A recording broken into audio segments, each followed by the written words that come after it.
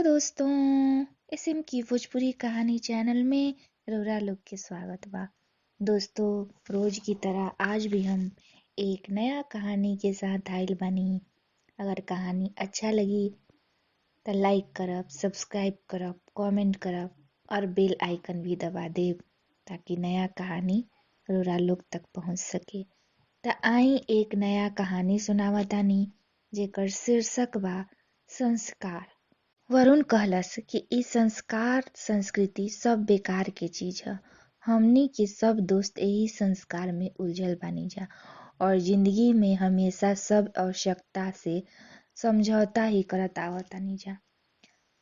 वरुण के आज 50,000 रुपया के जरूरत रहे और ओकरा केहू रिश्तेदार से रुपया मिले के आस भी ना रहे। उ हमरा पास रुपया लेवे आइल। हम और वरुण दोनों बचपन के पक्का दोस्त रही जा और दोनों के पारिवारिक स्थिति भी लगभग एक जैसन ही रहे। हम दोनों की पढ़ाई और नौकरी भी साथे साथे भइल। बस अंतर इतना रहे कि हमरा एगो बेटा और एक बेटी रहे और वरुण के 3 गो बेटी ही रही सन।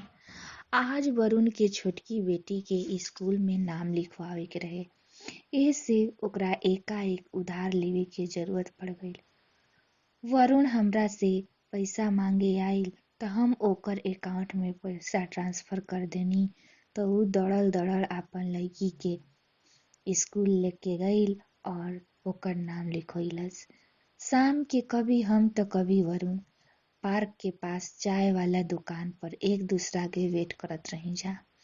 हमनी के देखते ही चाय वाला बूढ़ा अंकल 2 चाय के चुक्कड़ में स्पेशल चाय रख देत रहन। चाय के आदत त हमनी के ना रहे बचपन से, फिर भी शाम के चाय पी लेत रही जा। चाय वाला फागुन महतो गरीब आदमी रहन। नीम के पेड़ के नीचे उनकर छोटकी सी काठ के गुमटी रहे जे पर हर साल उ तेल के टीन के काट के चदरी बना के ठोक देत रहन। ऊपर से अलकतरा से पुताई कर देत रहन। गुमटी पर ज्यादा सामान भी ना रखले रहन। ज्यादा तरह के टॉफी बिस्कुट भी ना रहे। ऐसे लइकन भी बहुत कम आवत रहसन। शाम के जब हमनी के चाय पियत रही जा त हमनी के देख के 2-4 लोग जुट जात रहन जा। विधायक के चुनाव में एक प्रत्याशी कहले रहन कि जब हम जीत जाइब त फागुन तहार दुकान के ईंट के बनवा देब। लेकिन बदकिस्मती उ चुनाव हार गईलन और फागुन के दुकान काठ के ही रह गईल। ऑफिस से घर और घर से ऑफिस में सारा सप्ताह निकल जात रहे। शनिवार और रविवार 2 दिन हमार छुट्टी रहत रहे। हमनी के दोनों शनिवार के मॉर्निंग वॉक के बाद फागुन के दुकान पर पहुंचनी जा। फागुन अभी चूल्हा के कोयला के सुलगावत ही रहन। हमनी दोनों के पुराना एक सप्ताह के चर्चा शुरू हो गईल। वरुण कहे लागल कि विनय, सच में बता कि ई संस्कार हमरा के का देलस। हमार पैर में बेड़ी के सिवाय ना कभी पब गईनी, ना डिस्को गईनी, ना लड़की से दोस्ती कईनी। दोस्ती त दूर के बाद हम तो ओकरा से बात करे में भी डेरात रही। तोरा याद होई कि हमार बुआ जी के लइका सुनील उ हमार मजाक उड़ावत रहे। हमार संस्कार में बंधे होखे के कारण उ हमरा के आदिम कह के चिढ़ावत रहे। आज ओकर मुंबई में कई गो कोठी बा। उ सिंगापुर में अपन कंपनी खोल देले बा। पैसा तो उ डॉलर में कमाता और हम आपन बुनियादी जरूरत के भी पूरा नहीं कर पावत। हम बहस करल उचित ना समझनी, बस हूं करत रही। वरुण के शायद ई बात के अंदाजा हो गईल तो उ पिछले क्रिकेट मैच के चर्चा शुरू कर देलस। फागुन के चाय अब बन गई रहे। हम दोनों कोई चाय पी के आपन आपन घरे चले नी जा। रविवार के हमरा शहर बाहर जाए के रहे।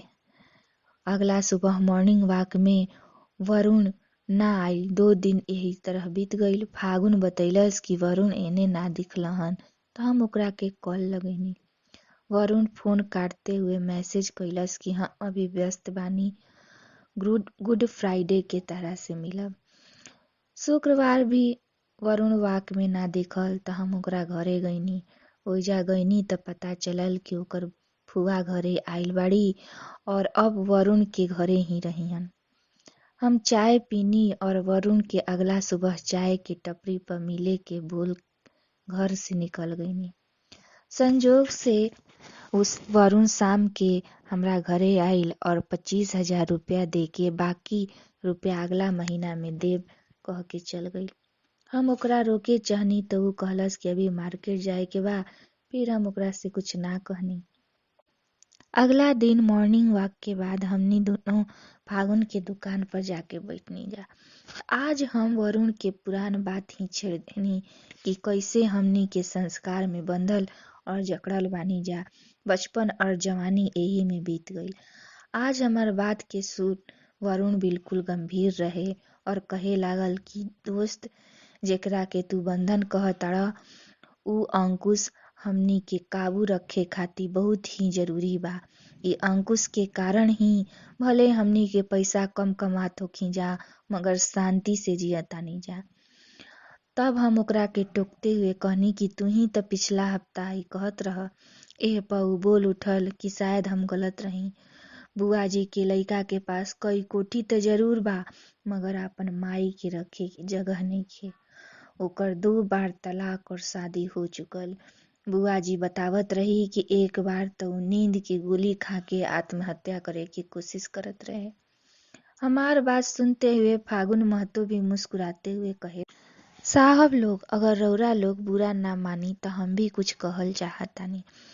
हमनी के दोनों सिर हिला देनी जा। त फागुन महतो कहे शुरू कैलस कि हम जवानी में राजमिस्त्री के काम करत रही। एजा हमार भी पक्का के मकान रहे। हम जी तोड़ कमैनी और कमा के बेटा के अपन औकात से बाहर के स्कूल में पढ़ैनी और ओकर हर इच्छा के हर संभव पूरा कैनी। ओकर पढ़ाई में आपन कुछ जमीन भी बेचनी मगर ओकरा कभी पैसा के कमी महसूस होखे ना देनी। पढ़ाई के बाद बेटा के ओवरसियर में नौकरी लाग गईल और हम ओकर पसंद के लड़की से शादी भी करवा देनी।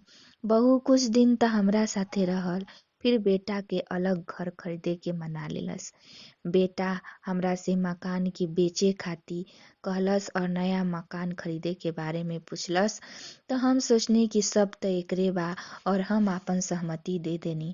बेटा हमार घर बेच देलस और नया घर भी ले लेलस मगर हम बूढ़ा बेघर हो गईनी और ओकर नौकर के रहे वाला कमरा में हमार बिस्तर लाग गईल।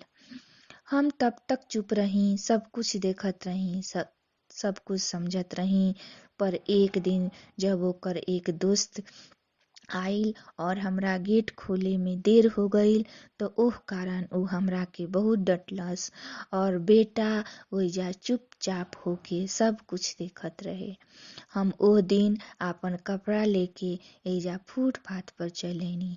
हम एजा 7 साल से रहतानी मगर बेटा हमार कभी हाल समाचार ना लेलस।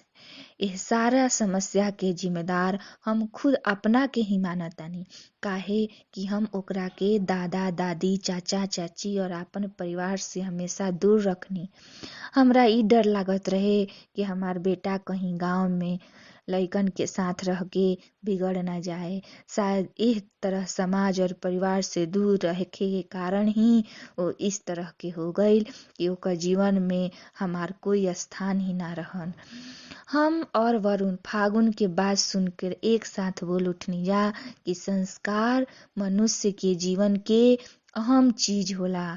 संस्कार में बंधे होखे के कारण ही हम आपन इच्छा पर काबू पाना हमनी के सीखी ना जा और जो भी मिलेला ओकरा में संतोष करी ना जा। तो दोस्तों, ई कहानी हम एजे समाप्त करतानी। फिर एक नया कहानी के साथ आई। धन्यवाद।